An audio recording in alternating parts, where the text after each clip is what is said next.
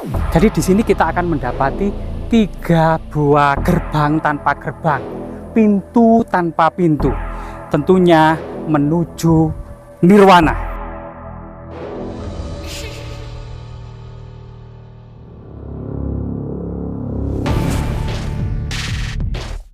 Sepintas memang situs-situs yang ada di lereng Gunung Arjuna ini terlihat biasa-biasa saja, namun menyimpan makna yang mendalam yang masih dalam konteks kerajaan Hindu-Buddha, terutama pada masa kerajaan Singosari dan Majapahit. Jadi di sini kita akan mendapati 3 buah gerbang tanpa gerbang, pintu tanpa pintu, tentunya menuju nirwana. Dalam filosofinya, pintu ini memiliki simbol Trimurti, yaitu Brahma, Wisnu, dan Siwa. Waktu itu dalam tradisi kuno, Dewa Brahma sebagai simbol sang pencipta, Dewa Wisnu sebagai simbol sang penjaga alam semesta, dan Dewa Siwa sebagai simbol perusak. Berbagai aliran yang ada pada masa Singosari maupun Majapahit, baik itu Siwa Siddhanta ya, yang mengatakan bahwa Siwa sebagai Mahadewa, maupun Wisnu Waisnawa sebagai Wisnu sebagai Mahadewa, sebagaimana epik Mahabharata dan Ramayana. Peranan Wisnu dan Krishna menjadi sangat penting. Begitu juga peranan Brahma, seperti Ken Arok adalah putra Dewa Brahma. Artinya memang pemujaan Brahma ini juga sangat menonjol. Tetapi pada masa Majapahit, di lereng Gunung Arjuna ini, kita mendapati antara Brahma, Wisnu, dan Siwa sama saja, menuju kesunyatan, kosong tanpa isi, isi tanpa kosong, yaitu gerbang tanpa gerbang, pintu tanpa pintu.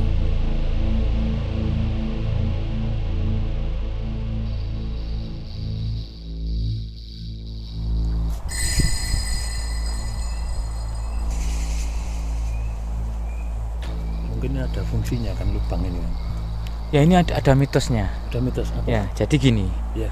kalau kita bisa masuk Ya. ke dalam lubang ini, Ya. ya kan, itu mitosnya itu menandakan hati kita bersih. Oh. Telapak tangan gitu ya? Iya kah? Iya. Loh, Jempol ya. ternyata ada. Telunjuk ya ini. Loh, Ya. iya ya. Telapak tangan ya. Tangan kiri. Ini ada batu, Iya. Telapak tangan kiri. ada batu, ya kan? Iya, ya. Bekas telapak tangan ini. Ya. Ini Loh, ini beneran loh. Kanan kiri. Iya, kanan Ini kiri. beneran loh. ya lah ya. Berhadapan. Stempel yang sudah moksa mungkin. Ini loh, Iya. ada telapak tangan ini loh. Ya. Dari Ini sini coba dan Parus, dari Parus, sini. coba Parus, tangan ini sampean Parus. Ini yang dari sini Nah, ya. itu yang Ini yang kiri. kanan, Nah, ini yang terus kanan. itu yang Kanan. kiri. Mana? Loh, ini. Iya. Beneran loh, tuh. Ini telapak tangan ya. Terus yang itu Parus. Ini ya yang dari sana. Coba tangannya kan Dari sana ini. satunya kan. Jadi dua sisi. Dua Dua sisi sisi, Parus, ya. anu Kang. Jadi dari nah, sini. itu Ya. jempol lepas itu. Oh, Ya kan? iya luar biasa. Berhadapan. Stempel dua telapak tangan yang dari dua sisi. Berhadapan. Berarti menunjukkan ini kesepakatan gitu ya. Iya. Mungkin. Kita sepakat gitu. Jadi ada perjanjian begitu. Perjanjian. Tangan sampai Iya, telapak tangan nih kan. Telapak tangan. Cuman Kang sampai tangan satu nih Ya, kan. coba Tangan ini satu ya? ketemu. Tangan satu. Iya. Ketemu. Nah, kita sepakat ya, kita sepakat ya seperti ini. Nah, Nah, sepakat. pas ini. Sebuah kesepakatan. Ada perjanjian tertentu mungkin di sini dulu. Betul, betul. Ya kan? Pak Rus agak teliti Pak Rus. Jeli Pak Rusiku. Waktu kayak Batu Kang, Batu tuh. bukan semen Kang, tapi batu Kang. Keren. Dan di sini juga ada arca yang lebih besar. Ini sudah mulai sampai. Bismillah. Nah ini, lebih besar. Dipahat di batu yang utuh, ya. Ini kakinya, kunci juga. Ini tangannya. Terus dia memegang gada. Nah ini, dipahat di batu yang utuh.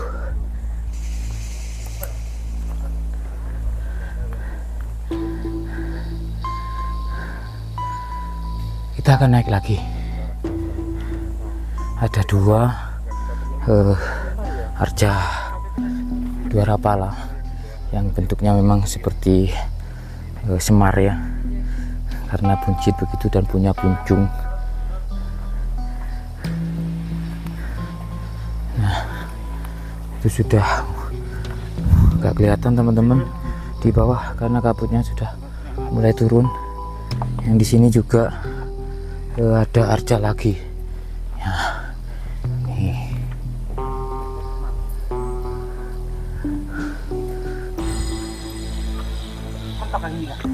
Nggak ada lagi di atas. Naik sini nanti. Ini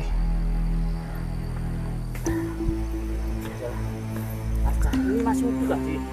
Ya, memang dipahat di batu yang utuh begitu. Bukan dari beberapa batu terus dibentuk, bukan. Tapi memang batu utuh memang yang dipahat begitu. Sangat luar biasa.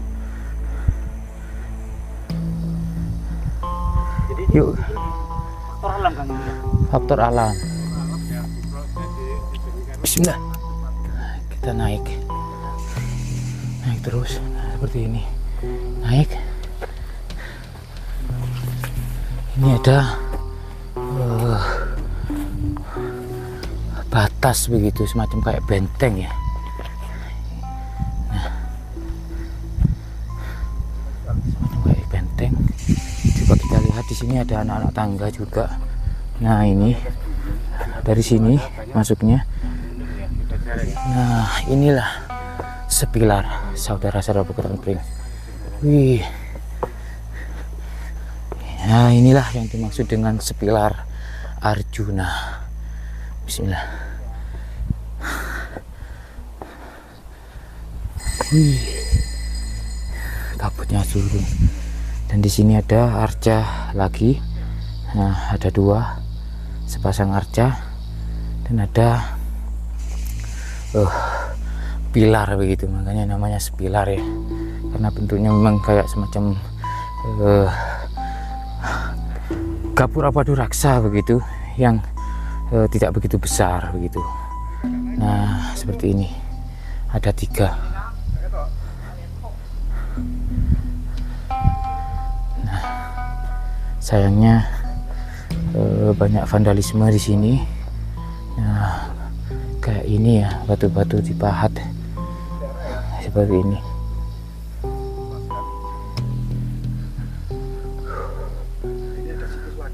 Katanya ya, menurut cerita ataupun legendanya, kalau masuk badan kita muat nyebrang sini, itu tandanya hati kita bersih. Saya coba ya, Tempat sana ya, tempat beribadah tempat zaman dulu ya. Ya. Ya, sana seperti ya. Nah, saya coba masuk ya. Kalau muat katanya hati kita bersih. Tapi gak boleh miring. Masa gak boleh miring?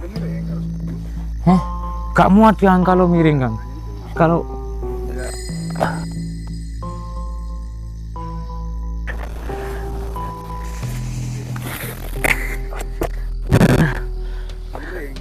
miring, kalau gak miring gak muat.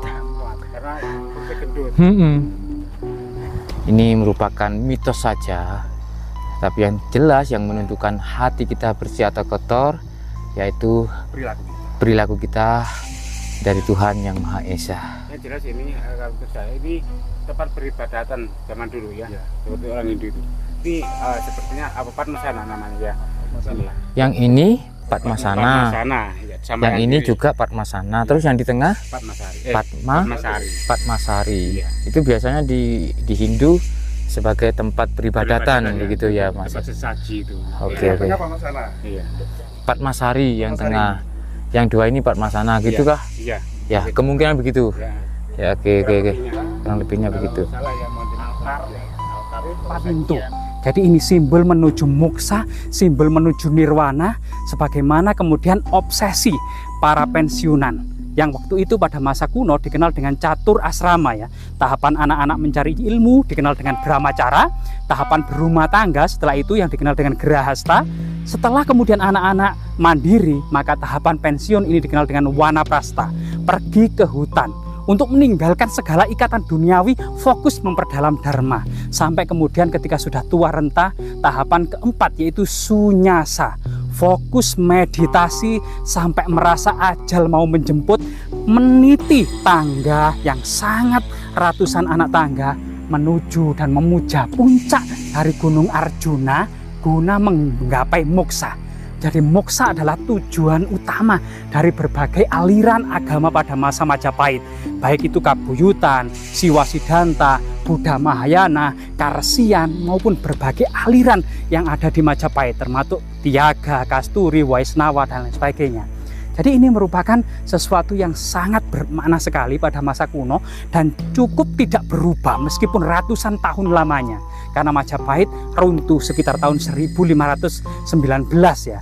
Artinya memang sekitar 700 tahun silam diduga bangunan ini tidak pernah berubah sama sekali. Tetap seperti dulu, yang cuman pada waktu itu tentunya di sini banyak sekali para biku dan bikuni, banyak sekali para pertapa, sekitar 300-an orang sebagaimana berita Tom Pires di gunung-gunung di Jawa Timur ini masih terdapat para pertapa sekitar 3.000-an. Nah inilah kemudian situs-situs seperti ini kemudian ya tetap lestari, tetap terjaga, tidak harus kemudian dihubungkan dengan sesuatu yang takhayul, tidak harus dihubungkan dengan sesuatu yang kurofat, termasuk kemudian yang syirik, tetapi kita ambil sejarahnya. Leluhur kita memiliki prestasi yang sangat membanggakan dalam bidang religi, gitu ya. Mereka kemudian meninggalkan segala pertentangan internal dan perebutan kekuasaan serta hal-hal yang bersifat duniawi. Artinya para pertapa dan para leluhur kita itu mengembangkan sebuah konsep yang pentingnya kehidupan setelah mati, yaitu menuju surga atau nirwana. Ini sesuatu yang cukup menarik ya, yang bisa diambil pelajaran dari pola-pola masa lalu. Karena diduga pola-pola masa lalu ini akan bangkit kembali di masa yang akan datang. Jasmira, jangan sekali-kali melupakan sejarah.